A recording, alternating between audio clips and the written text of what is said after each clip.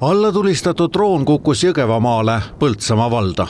Põltsamaa linnast 10 kilomeetrit lõuna poole asub Kabla küla ja seal Rebase talu. Just selle majast umbes 30 meetri kaugusele droonilend pärast hävitajalt saadud raketilööki lõppeski. Keegi viga ei saanud. Tütar andis just teada, kui ma tööl olin ja võtsin telefoni vastu ja siis ütles, et nagu droon kukkus alla, et see on nagu hävitajate poolt, ma arvan, tõmmati alla, et muidu ta oleks võib-olla Põltsamaa linna peale tulnud või siia poole. Ohuteavitust oli ju tegelikult telefoni terves Lõuna-Eestis ja hiljem oli siis teavitus selle kohta, et siia ta kukkus ja valla Facebookis loomulikult andsime ka teada, et on selline intsident toimunud, aga eks asjaomased sellega tegelevad. Tööl olin, mul on naken lahti töö juures. Ja oli siis kuulda väga kõva pauku?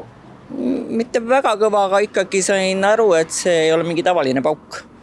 Ja, alguses mõtlesin, et äkki äike, aga ei, see hääl ei olnud päris see. Aga NATO hävitajaid oli ka kuulda? Oli. Aga nad nagu päris linnakohalt ei lennanud, et natuke kaugemalt. Uudistest kuulsin ühed Kablakülas. Ja teie ise elate siis lähedal seal? Kodukoht on 50 meetrit. Aga te oma kodukohas ei kuulnud ise midagi? Ei, ma seal ei ela, tähendab, minu kodukoht on seal, aga ise on natuke 3 kilomeetrit teema. Ja teie ei kuulnud midagi? Ei, autoga sõitsin.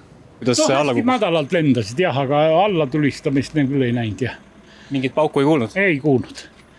See jäi nii kaugle ja ju ma olin siis toas ka.